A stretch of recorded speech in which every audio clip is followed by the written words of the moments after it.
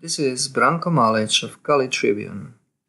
In this podcast, we'll talk about political correctness. Yet, this time around, we'll try to turn tables a bit. That is, we'll not talk so much about political correctness about from the standpoint of those who exercise power, that is, from political correctness itself, but from the side of those who submit to this power, that is, more or less, all of us in these, let's say, Western societies, European American society, where political correctness to some extent reigns. We'll try, that is, to see what political correctness does to its recipients, to those that are ruled by it.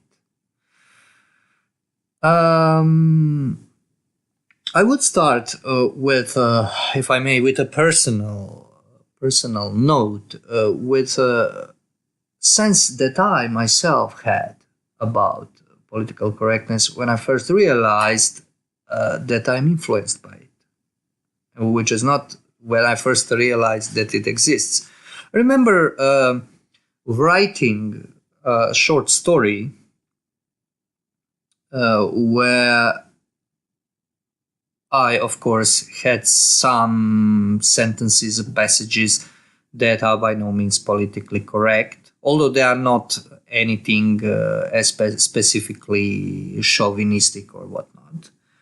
But coming from my attempt in this story to depict normal situation and the way the people speak in normal situations, for instance in Croatia, that can be a pretty rough kind of talk. And I caught myself thinking that I should tone down my language. Now, this is when I got worried. There are moments in life when you take a snapshot of yourself and see yourself, literally see yourself doing the wrong thing, or going down in the wrong direction. Luckily, in this situation, I saw that I unconsciously wanted to submit to a rule, outside the rule, not only a rule of a legislated law, but a rule not even legislated, but in some way mediated through society and media in a very intimate act, namely writing, especially writing of what some call creative writing. I would call it writing without qualification, writing of story or poem or something that has a note of expressing something that is intimate in you as a person, is an extremely intimate act. Very, very intimate act that defies definition, not because it is dealing with something that is undefinable, but precisely because it is so immediate and so intimate. And I caught myself having my intimacy invaded by none other than myself. That is to say, I almost stopped myself in using a banning term that came to me as a logic through a logic of the act of writing, and impose on myself a kind of impediment or censorship. This was a moment. This was the moment when I myself decided that no way I will ever accept anything, even smelling of political correctness, and reject it in any which way available. Now, to close the personal moment away, this would be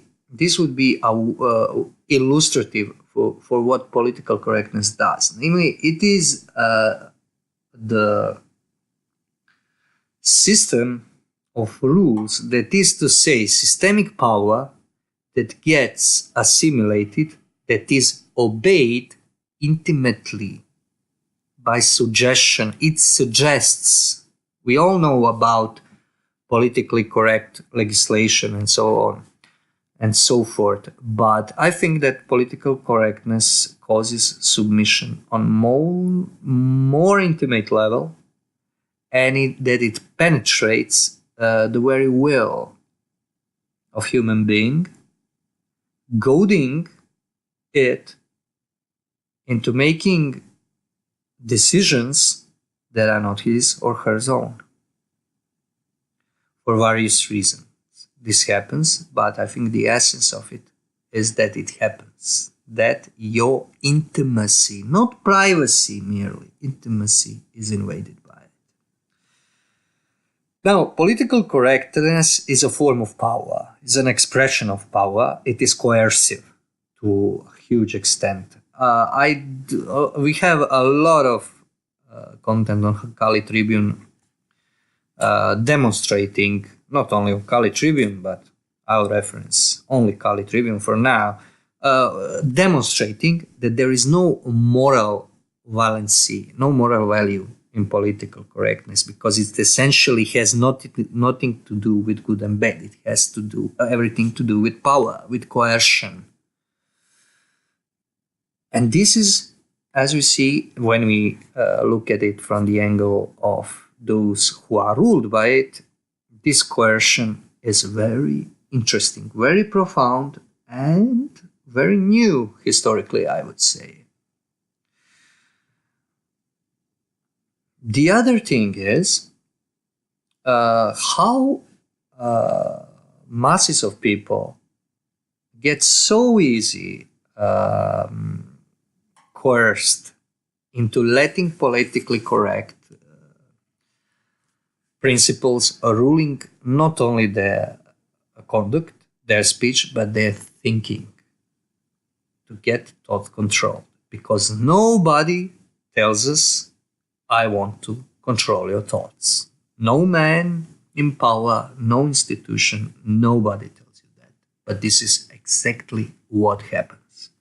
How this comes about? Well, there is something about average man.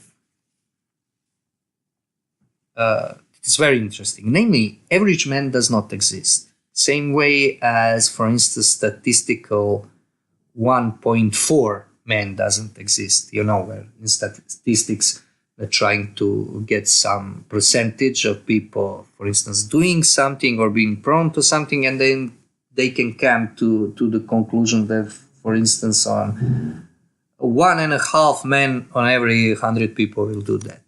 This is, I think it is this is really rarely stressed, but this subject, this object of statistics or sociology does not exist in reality. This is some kind of approximate term, but it is nonetheless used as a real, as a basis for any argument. And it's not good to base your arguments on approximate imaginative notions. But average man is something that approximates man who is not prone to challenge power, for instance, or to challenge what is mediated as truth to him. And there is something in this averageness, which is, in my opinion, more like, let's say, a tendency of man to run from responsibility and from freedom, consequently, which is very prevalent weakness in all of us. I think that political correctness works on this in a viral fashion, that it is as contagious as flu, if not more. Namely, submission to political correctness is almost complete modern societies, post societies, if you like, because even people who confronted in some way retain at least some of the prescripts it gives. The other thing is that it is accepted without being proclaimed. It is accepted without direct order that you must accept it. And this I find extremely interesting and thought-provoking. I remember watching an interview with a mafia hitman. Interview was conducted, I think, in mid-90s or late 90s. And this man killed a whole bunch of people. It's interesting. Killers are rarely interesting. This one is interesting because he's unapologetic in the sense that he claims that what he did was wrong, but doesn't make excuses. It's very frightening, very dangerous, but also very tough man. And at one point in an interview that he was talking about some gay people from this milieu in which he used to mingle, and he said at one point, of course I have nothing against them because they are gay. Now this is a man who had no qualms about killing in completely cold blood. He is fearless. You kind of sense this in him, not only fearless in the sense that he is not afraid to kill, but he is not afraid of possibility of him being killed. Yet, and he doesn't really give a fuck what society thinks of him, yet this man also had to put an apologetic remark. If we were to talk to him in the 70s, he would not do this. So how can this be so strong? I think the good path towards the answer to this question is that prevalence and strength of political correctness that is obvious from this case, from this example, comes from the principle that invisible nexus or invisible connection is always stronger than a visible one. Now I am paraphrasing late Greek philosopher Proclus. This is one of the rules that he distilled from this Neoplatonic culture he lived in, that was already advancedly Christianized, and this principle is a general metaphysical principle that is applicable also in other forms of metaphysics that are in accordance with our intellect, with reason, that is. And this principle is very important. The nexus, be it causal or let's say plain connection that exists between order and submission to an order, is invisible in political correctness. Because no matter how politically correct our laws have become to a more or less extent, political correctness started to be obeyed very early on, before there was any coercion. This is not a coercive, it is not visibly coercive. It was not visibly coercive. Coercion was, if any, that you would be considered insensitive person and so on and so forth. I don't think this is really a satisfactory explanatory cause. This feeling bad about ourselves. We feel bad about ourselves if we are not politically correct, if we are not nice. That people are politically correct because everybody wants to see them as nice, because it is a kind of egoistic form of pseudo-morality. There is a lot of truth in that, but I think it goes deeper. How deep? I cannot be certain at this point. But what I'm certain is that relationship between order and the obeying of order is silent. It is invisible. And as such, it is stronger than visible because it causally acts on what is inner. It is intrinsic causality from immaterial to immaterial, not from material to immaterial. Because material coercion can never, ontologically, can never really coerce what is material. For instance, if you are tortured into doing something, this does not mean that this torture convinced you that doing this against your will is good. What we have in political correctness is not making you do something against your will, but to make your will be against your will. This is, I think, the way to political correctness in facts. Political correctness is an act of persuasion. And what is chilling about this is when you look at it from theological aspect, persuasion is a main job, that is the main relation the angels hold toward human beings, because the act of angel upon human is persuasion in a very specific sense, into which I will not go into now because it's a separate subject, very subtle and very difficult. But it is very, very important that this persuasion does not in any way, shape or form impede human freedom of agreeing to persuasion. This is extremely important. This is of theological and metaphysical importance when in theology they talk about angels and how angels relate to human beings.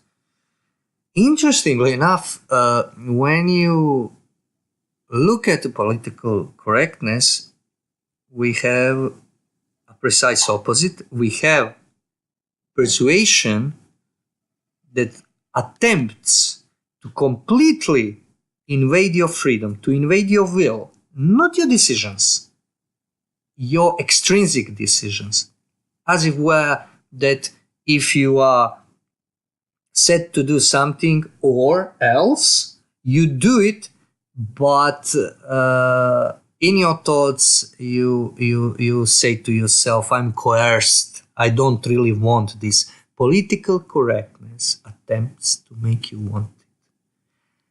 And what is chilling thing, it is successful. And theological implications that go on the other sides of angels, I will leave to listeners' consideration. It is, but I have to point out, this is not me making things up, but the logic is very much there. It is very much there. And I'm not so sure the phenomena itself can be properly understood without at least trying to employ this logic. Now, for instance, you had political correctness is very communist in its appearance. I agree in this with a lot of those who call it cultural Marxism, which is imprecise and which is sometimes laid at the feet of Frankfurt School and so on. I am not convinced, but it is a form of communism. The very word comes from communism, and I grew up in late communist society, and there are really points of not only similarity but identity. But you have something else in communism. In communism, nobody believed in things they say. Those were rituals. Outside the rituals, you did and laughed about them afterwards. And the guys who coerced you into doing them laughed about them too, because it was even at some point kind of like ritualistic, this professing of adherence to communist principles was kind of like ritualistic act of keeping society going, I think. And nobody believed it. But this is different. A lot of people feel that something's wrong with political correctness, with these principles that seem moral but are not moral. And why are not moral? We won't go into that now. We talked about that before. And I will refer to my earlier work on political correctness, which I define, by the way, as a moral nominalism. That is the morality that puts all reality of action in words that are based on not on notions or reality, but on imagination. Therefore, political correctness can multiply its principles into infinity, with multiplying victim groups and so on and so forth. And political correctness is a form of power, not a form of good and evil. That is, it is form of evil because unbridled power, or power that goes on to be unbridled and rule something that is corporeal, with this is evil. So I don't think there is any good in political correctness, or that by rejecting it anybody will lose anything. The problem with reaction to political correctness is that reaction can be something that has a similar essence to it, although in form it seems to be contradictory, and this is complete irreverence to anything. And it's something that happened on these internet movements and alt-right, for instance. I spoke a lot about it already, where you have this chaos, irreverence and chaos and completely chaotic nihilism, and understanding everything as irony and not taking anything anymore as if it mattered. And this is even worse. It's not even worse. It's not institutionalized as political correctness is, but can get institutionalized. This is also separate story, but there is a potential for this. Because if you have this is dialectical relation of these contradictions that fulfill one another. If you have dialectical relation, then this means that at the essence of the two seemingly contradictory things, there is a congeniality, and process of dialectics is what Hegel would call Versöhnung, reconciliation of opposites into same thing in various ways, because dialectics has its history and there are various forms of dialectics. So, other thing with invisible power, non-coercive, that is persuading power, seducing power, is that it's ever present. What is invisible? And invisible means immaterial, in fact. What is inner can be everywhere. That is to say, it can be more widespread because it is not spread in the space, it is spread in form and intensity than what is material. So if you want to spread communism in an old-fashioned way, you have to conquer, subvert, but at the end you have to conquer. If you want to spread political correctness, you have to do nothing. You just have to let it germinate on itself. It's an invisible voice. It's an soundless voice, but it penetrates deeply. And from what I see, some of us simply start rejecting this on a very deep level. Some of us feel extremely troubled by it, but cannot quite wrestle it. Nobody wrestles it completely, I think. We are, this is the reason, and what I'm coming at with this, is that this is the form of this globalist postmodern power, not just in the sense of globalist elite, cabal, or so on, but this kind of modern, postmodern a ruling principle that we all obey. We do all obey it to an extent. Some of us rebel, some of us hate it, some of us are just sunk into it, and we are ruled from the inside. We are interiorizing, submitting to rules by conformity of our will to them. That is, we are doing it lovingly. I really think that this could be afoot. Now, not to be too catastrophic, too deterministic, or too pessimistic, because these attitudes are not epistemologically sound, believe it or not. Even people think that they are more like moods now. Fatalism is more than that. It's not really, it's questionable. Is it ontologically and epistemologically sound to think in this fatalist, pessimist way? But what we see at hand is a whole lot of people, world of people, obeying the rules, the system of rules that ever expands, hypertrophy, ever expands more and more and more, without coercion. Now I am aware that more to the west you go, the more coercive the politically correct laws become. But I don't think that laws are what precisely the laws give us hope that people will rebel, because in laws, petrified in positive laws, it becomes very obvious to any sane person how this politically correct idea is wrong. But on the level of intimate acceptance, on the level of will or heart, if you like, people are accepting it there before any laws came into existence, in my opinion. And this is what is impressively frightening, because it doesn't indicate to some future enslavement, but it rather indicates into existing enslavement in which you are even unaware that you are enslaved.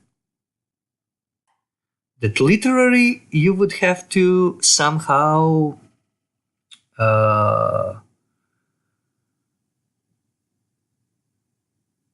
do something with your most intimate self, to have a very long talk with yourself, to see where you went wrong. And this is why I used the personal example in the beginning, because I think it demonstrates very well what I'm talking about, to see the moment when you have let this thing infect you. And I think I don't know if this is the product of some kind of social engineering. I became very wary, extremely wary about this conspiracy way of thinking for various reasons. But I think it is afoot, it is existent, it has to be affirmed as existent, to be dealt with in any way, shape, or form. And this would mean that this is the main form of power today. And this means that we are in fact living to a various extent, depending in what country you live, what circumstances, what your profession is. We are living already in a kind of totalitarian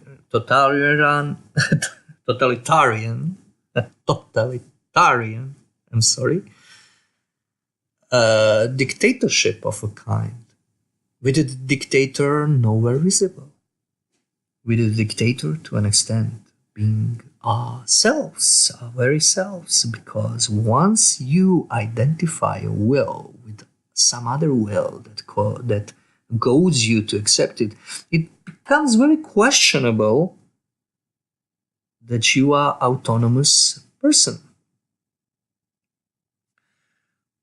Well, we can't push this too far in a sense of giving overreaching conclusions, but I just wanted to indicate indicate this direction for your further thinking about phenomena, and what is even more important, for reflection, because this is something that calls for reflection. And reflection, I think, for most of us, if not all of us, especially further west you go, this reflection could yield a very frightening insight into amount of complicity we all have with this strange, invisible dictator we are submitting to. Anyway, with this happy note, I am concluding, and thank you for your attention. This was Branko Malic of College Review, signing out.